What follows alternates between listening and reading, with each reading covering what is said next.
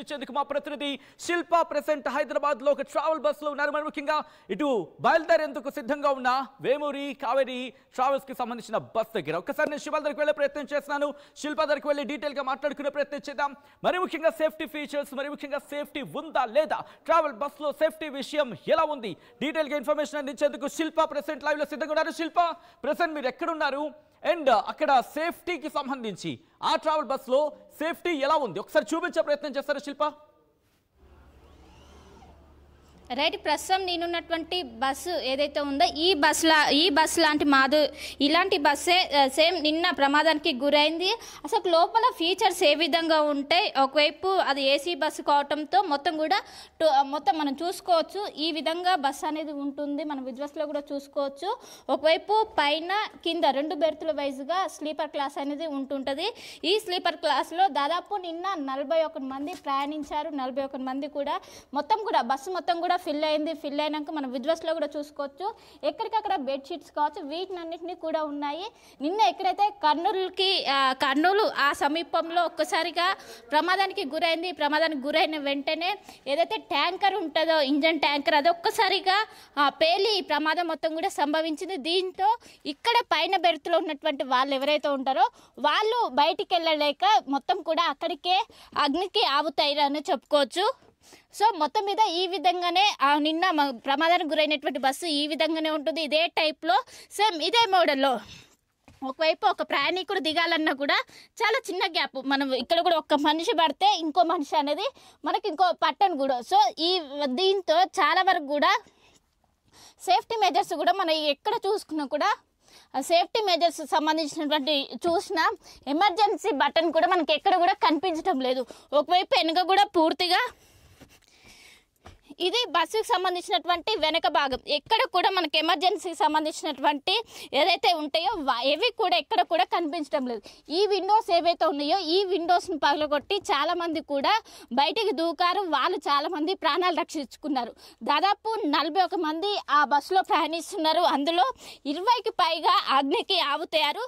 మొత్తం మీద ఒకవైపు ఇరుకిరుకుగా ఉండడం, ఇప్పుడు ఒక మనిషి పడితే ఇంకో మనిషి దిగడానికి స్కోప్ లేదు. దట్టు ఏదైతే మెయిన్ డోర్ ఉంటుందో మెయిన్ డోర్ పూర్తిగా క్లోజ్ చేశారు. క్లోజ్ చేయడంతో అది మొత్తం కూడా ఆటోమేటిక్ సిస్టమ్, ఒకవైపు మాన్యువల్గా ఓపెన్ చేయడానికి కావచ్చు, క్లోజ్ చేయడానికి ఎమర్జెన్సీ ఎగ్జిట్ అక్కడ డోర్ ఉందా లేదా, ఉన్న డోర్ని క్లోజ్ చేశారా లేకపోతే అసలు లేదా, ఒక్కసారి చూపించే ప్రయత్నం చేయండి. ఫస్ట్ అది చూపించండి, తర్వాత పాయింట్ టు పాయింట్ దాని గురించి మాట్లాడుకుందాం ప్లీజ్. బ్యాక్ సైడ్ ఉంటుంది, బ్యాక్ సైడ్ యాక్చువల్లీ ఎంట్రన్స్ ఉండాలి. రైట్, ఖచ్చితంగా ఎమర్జెన్సీ అనేది కొంచెం పెద్దగా ఈ విధంగా ఉండాలి. కానీ ఎక్కడ కూడా ఒకవైపు ఆ టైంలో ఎవరికి కూడా తోచలే. ఎక్కడ చూసినా కూడా ఇక్కడ మనకు చిన్నగా ఎమర్జెన్సీ అనేది కనిపిస్తుంది. కానీ ఎక్కడ కూడా ఎమర్జెన్సీ అనేది కూడా బోర్డు కూడా ఖచ్చితంగా ఎక్కడ కూడా పెట్టలేదు. మనం చూడొచ్చు. ఇదే ఏదైనా ప్రమాదం వచ్చినా కూడా వాళ్ళు వెళ్ళడానికి స్కోప్ ఉంటుంది. కానీ ఎక్కడ కూడా ఏదైతే ఎమర్జెన్సీ ఉంటుందో అది ఎక్కడ కూడా పెట్టలేదు. దీనివల్ల చాలా మంది కూడా మొత్తం కూడా 2+1 బెర్తులు అనేవి ఉంటాయి. మొత్తం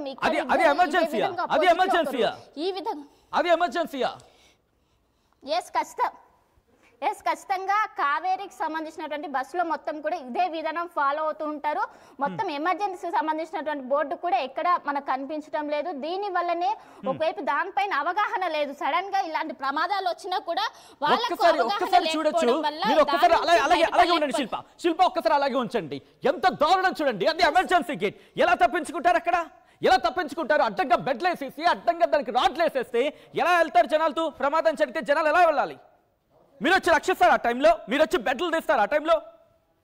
శిల్ప అలాగే పోనీ break any glass at emergency అంటూ ఉంటారు కదా, పక్కన సుత్తులు పెడుతూ ఉంటారు.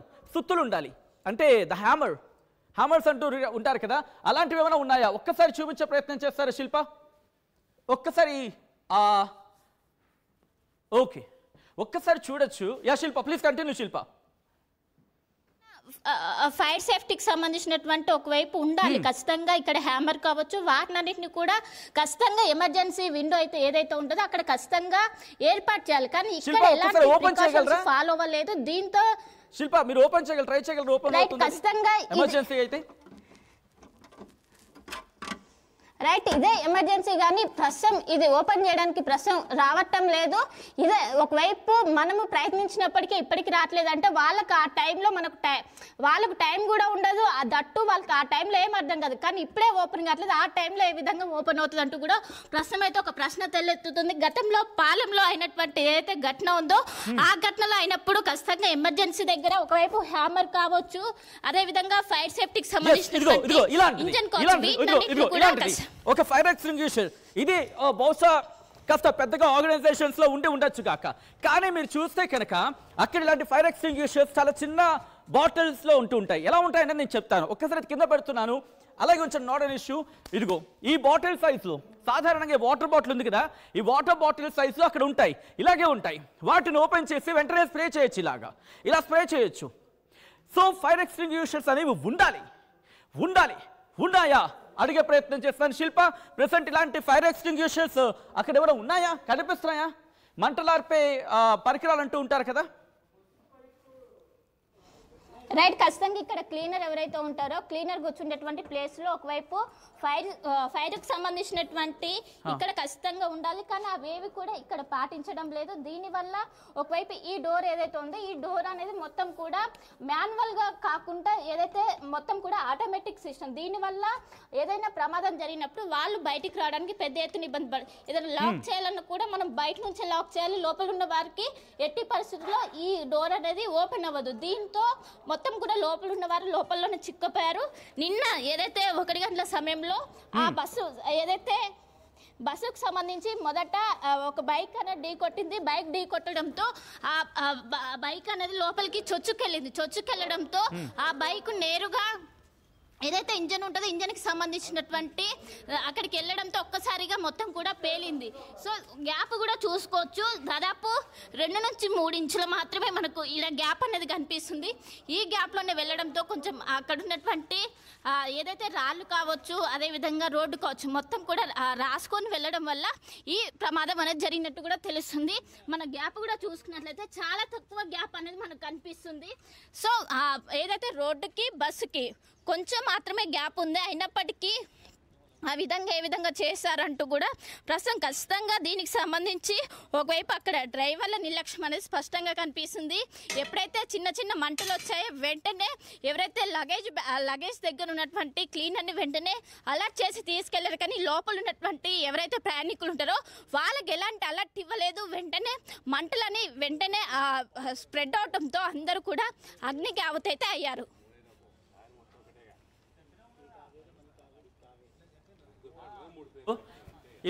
ఇలాంటి సిచ్యువేషన్లో శిల్ప అక్కడ ఇంకా సేఫ్టీ ఫీచర్స్ లాంటికి సంబంధించి, ఎందుకంటే చాలా క్వశ్చన్స్ ఉన్నాయి.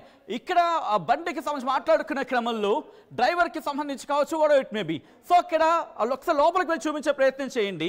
ఏవైనా సైన్ బోర్డ్స్ ఉన్నాయా, ఏవైనా స్టిక్కర్స్ అక్కడ అతికించారా సేఫ్టీ ప్రికాషన్కి సంబంధించి? ఎమర్జెన్సీ వచ్చినప్పుడు ఇలా చేయండి, ఇలా చేసే ప్రయత్నం చేయండి. మంటలు వస్తే ఆర్పేందుకు ఇది ఉంటుంది, మంటలు వస్తే ఆర్పేందుకు ఇలా ప్రయత్నం చేయండి, మంటలు వస్తే ఇలా కింద దిగిపోండి. లేకపోతే ఎమర్జెన్సీ గేట్ ఇక్కడ ఉంది, ఒకవేళ మీకు అవసరం అయితే ఇలా వెళ్ళండి. కొన్ని సందర్భాల్లో ఏమవుతుందంటే బస్సులకి పైన ఇస్తారు, అక్కడ బ్లింక్ ఇస్తారు, ఏమని మాట వినిపిస్తూ ఏమని ఒక బోర్డు పెట్టేస్తారు, ఎమర్జెన్సీ విండో ఇక్కడ పైన ఉందని చెప్పి. సో అక్కడ ఉంటుంది. ఒకసారి లోపల వెళ్ళి చూపించే ప్రయత్నం చేస్తారా శిల్పాది? రైట్, ఖచ్చితంగా ఒకవైపు ట్రావెల్ చేసే వాళ్ళకు లోపల ఎవరైతే ప్రయాణికులు ఉంటారో వాళ్ళకు ముందస్తుగానే అలర్ట్ చేయాలా. ఏదైనా ప్రమాదం వచ్చినా వెంటనే దానికి సంబంధించి అవేర్నెస్ ఏ విధంగా మనం తప్పించుకోవాలని కూడా ముందస్తుగానే మొత్తం ఒకవైపు వాళ్ళకు అవేర్నెస్ అనేది కల్పించాలి. కానీ అవేర్నెస్ కల్పించకపోవడం వల్ల ఒకవైపు ఈ విధంగా జరిగిందని కూడా మనకు అర్థమవుతుంది. మనం ఏదైతే లోపల నుంచి చూసినటువంటి ఎగ్జిట్ ఏదైతే ఉందో ఇది ఎగ్జిట్, ఇది ఎమర్జెన్సీ డోరు. ఏదైనా ప్రమాదమైనా ఈ డోర్ అనేది ఓపెన్ చేసుకొని బయటపడడానికి ఆస్కారం ఉంటుంది. కానీ మన లోపల నుంచి ప్రయత్నించినప్పటికీ ఇది ఓపెన్ కాలేదు. దీంతో చాలా మంది కూడా బయటపడలేక లోపలలోనే అయినట్టు. ఇక్కడ అట్లీస్ట్ చిన్న బోర్డు కూడా ఎమర్జెన్సీ అని కూడా రాసలేదు. దీంతో ఒకవైపు వాళ్ళకు ఎక్కడ ఎమర్జెన్సీ ఉందో కూడా అర్థం కాలేదు. చాలా మంది కూడా ఒకవైపు పరిగెత్తుకుంటూ వచ్చినప్పటికి ముందు డోర్ మొత్తం కూడా క్లోజ్ ఉన్నది, ఇంకోవైపు ఎక్కడ ఎమర్జెన్సీ ఉందో ఎవరికి కూడా అర్థం కాలేదు. ఈ ఎమర్జెన్సీ అనేది ఒకవైపు ఖచ్చితంగా మనకు పెద్ద లెటర్స్తోనే ఎమర్జెన్సీ అని రాసి ఉండాలి, కానీ ఎక్కడ కూడా ఎమర్జెన్సీ అని రాసి ఉండకపోవడం లేకపోవడం వల్ల వాళ్ళకి ఎక్కడ ఏం జరిగిందో కూడా అర్థం కాలేదు. ఇంకోవైపు పూర్తిగా హైడ్రాలిక్ సిస్టమ్ కావడంతో ఒకవైపు గ్యాప్ అనేది కొంచెం ఎక్కువగానే ఉన్నది. ఒకవైపు ఏదైతే రోడ్డుపైకి వెళ్ళాక ఏదైతే బస్సుకి రోడ్డుకి మధ్య గ్యాప్ కూడా ఉండడంతో ఆ బైక్ అనేది లోపలికి దూసుకెళ్ళాక ఇంజన్ ఏదైతే ఉంటుందో ఇంజన్కి సంబంధించినటువంటి ఇంజన్ ఒక్కసారిగా అక్కడ ఉన్నటువంటి మొత్తం పేలడంతో ఈ ప్రమాదం అనేది జరిగింది. గతంలో ఏదైతే పాలెం అయినటువంటి ఘటన వెంటనే అప్పటికే రవాణా శాఖ మంత్రి ఉన్నటువంటి బొత్స సత్యనారాయణ ఖచ్చితంగా ప్రతి బస్సులో కూడా సేఫ్టీ మెజర్ని ఫాలో అవ్వాలి, ఖచ్చితంగా ఏదైతే ఎమర్జెన్సీ ఎగ్జిట్ దగ్గర ఒకవైపు హ్యాంబర్ కావచ్చు, ఇంకోవైపు ఫైర్ ఇంజన్ కావచ్చు, వీటినన్నింటిని కూడా చేయాలి. లేకుంటే ఇలాంటి ఎమర్జెన్సీ కేసులో యూజ్ అవుతాయి. అయినప్పటికీ ఎవరు కూడా ప్రైవేట్ ట్రావెల్స్ కేవలం ఒకవైపు కాసుల కోసం ఇదంతా ఒకవైపు ఎవరైతే ప్రయాణికుల ప్రాణాలతో చెలగాట మారుతున్నా దీంతో పెద్ద ఎత్తున కూడా ప్రాణాలతో మొత్తం దాదాపు 20 మంది వరకు కూడా మరణించారు నిన్న జరిగినటువంటి ఘటనలో. మొత్తం మీద ఏదైతే వేమూరి కావేరీకి సంబంధించినటువంటి ఏదైతే ఉంటుందో ఆ ట్రావెల్స్కి సంబంధించి ఇప్పటికే ఏదైతే యాక్సిడెంట్ గురైనటువంటి బస్సు పైన అనేక చలాన్లు ఉన్నాయి. ర్యాష్ డ్రైవింగ్ కావచ్చు, ఇంకోవైపు చాలా వరకు కూడా ఫిట్నెస్ లేని బస్సులను ఇంకా నడుపుతున్నారు. ఫిట్నెస్ లేని బస్సుల కారణంగానే ఇదంతా జరిగిందంటూ కూడా ఒకవైపు అక్కడ గాయపడ్డటువంటి ఎవరైతే బయటపడ్డారో వాళ్ళందరూ కూడా చెప్తున్నటువంటి పరిస్థితి. కాకపోతే ఒక్కసారిగా దీంతో యావత్ భారతదేశం కూడా ఉలిక్కి పడింది.